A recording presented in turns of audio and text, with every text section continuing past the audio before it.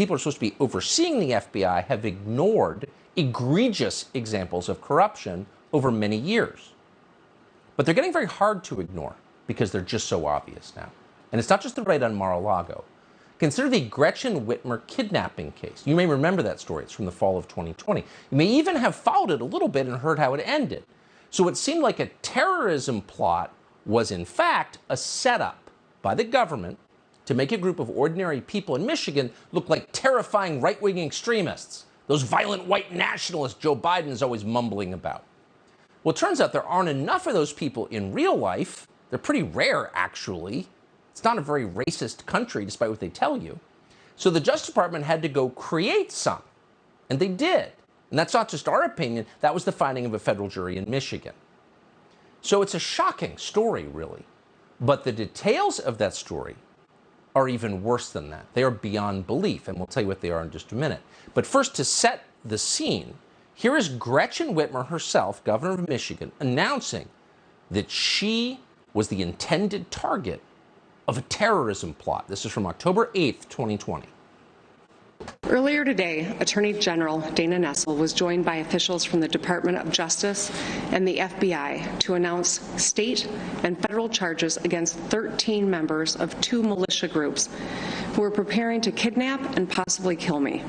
If you break the law or conspire to commit heinous acts of violence against anyone, we will find you, we will hold you accountable, and we will bring you to justice. Oh, we'll bring you to justice. I'm so important that militia groups have organized to take me out. What a self-aggrandizing description. But the last thing she said, we'll bring you to justice. Well, they actually tried to do that. They had a trial and then a retrial. And thanks to that, we have testimony and cross-examination that reveals what actually happened, how the FBI engineered this plot. Now, most of the media were paying zero attention to this. Julie Kelly of American Greatness has actually covered it, and we're grateful to her for what she's found. So here's the outline. In early 2020, a 35-year-old Army veteran called Dan Chappell, nicknamed Big Dan, was working as a contractor for the U.S. Postal Service. He drove delivery trucks. He was scrolling Facebook one night, and Chappell says he found a pro-Second Amendment group called Wolverine Watchmen. He says he just happened upon it. So Chappell testified that he was concerned by the group's criticism of law enforcement. So he went to a police officer friend of his and asked for advice. None of the messages within the group violated any law. But somehow, within a week, Chappell wound up connected to the FBI, to several FBI agents, including a special agent called Jason Chambers. Now, we learned through testimony in the trial this week why Chambers was interested in the case. It turns out that Chambers, in violation of FBI policy, was running a side hustle. He just incorporated a security firm called EXE Intel, and he saw his work on the Whitmer case as a way to promote his own business. We know that because throughout 2020, someone affiliated with his business, their Twitter account, repeatedly tweeted non-public information about the kidnapping case that Dan Chappell was building for the FBI. So it's not surprising, given the built-in incentives here, which were against policy once again, that Chambers appeared to do everything he could to make sure the investigation went according to plan. Now, no investigation can go according to plan because there shouldn't be a plan. An investigation is the process of finding out what happened. An investigation is not the process of orchestrating things to happen. But that's exactly what this became. In all, the FBI, with Chambers as the handler, paid Chappell, Big Dan, more than $60,000 in the course of just a few months.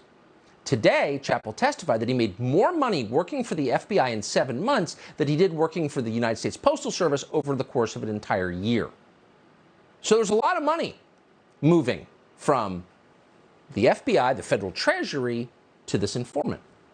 So the FBI told Chappell that in exchange for all of that money, he needed to start assembling a group of right-wing extremists for the FBI to prosecute. They made the whole thing up. And he did that with the FBI's help. Within a few weeks, the FBI created a new Facebook group called Patriot 3%ers. This is why you should be careful of Facebook, by the way. Oh, there's just this group. It looks interesting. Yeah, okay. So Chappell and several members of that group then attended a protest at the Michigan State Capitol. Look at you bringing people together, the FBI handler texted Chappell. Now, throughout that protest, which didn't look a whole lot different from the January 6th protest, Chappell kept in close touch with federal agents.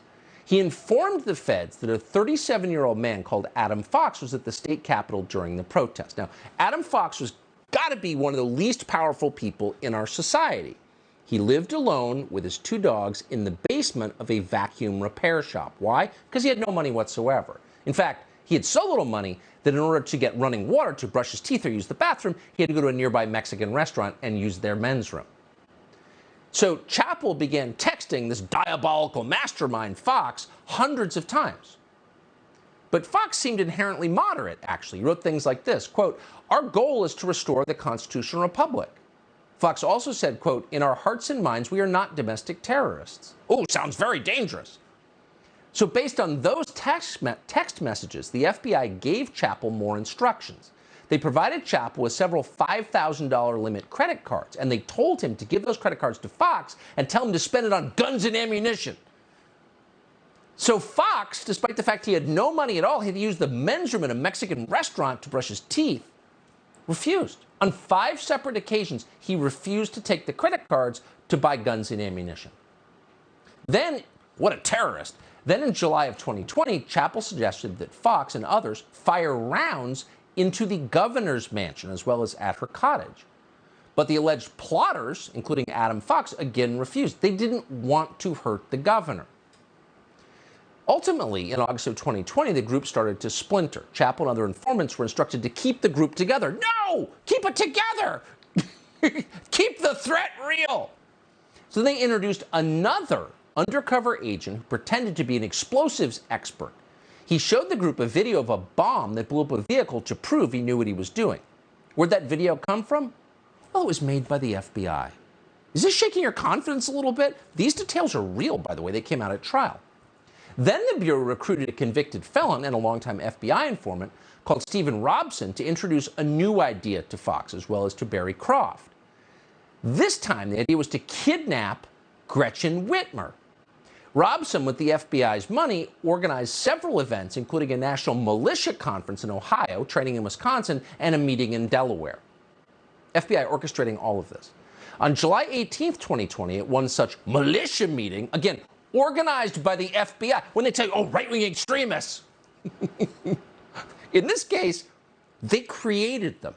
So at this militia meeting, an alleged plotter called Ty Garbin rejected out of hand the idea of kidnapping Gretchen Whitmer. Didn't want to do it. No, I don't think so. Kidnap the governor? No, we're not crazy. We just want a constitutional republic. Okay.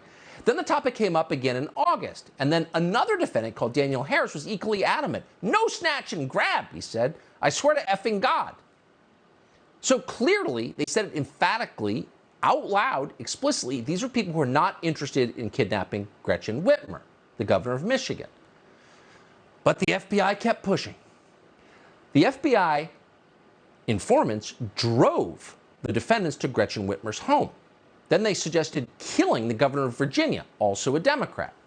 On September 5th, 2020, FBI Special Agent Jason Chambers texted Chappell, quote, "Mission is to kill the governor specifically." What country is this? To pressure one of the defendants, a man called Barry Croft, into doing that, one FBI agent admitted this week that a female informant slept in the same hotel room as Croft. It was a honey trap. FBI agents also testified this week that they regularly got high with Adam Fox. They smoked weed with Adam Fox. They said he was so high, in fact, he was high in all of his meetings with them. Again, that's against FBI policy. You can't just give drugs to people and hope they do something bad. Well, after all of this failed to produce a kidnapping plot, it fell on yet another FBI agent called Richard Trask to build the criminal case against the defendants. Now, that same year, Trask, who has now been convicted of beating his wife, called Donald Trump a piece of excrement on social media. Really? Yeah. Just nonpartisan federal bureaucrats, public servants doing their jobs.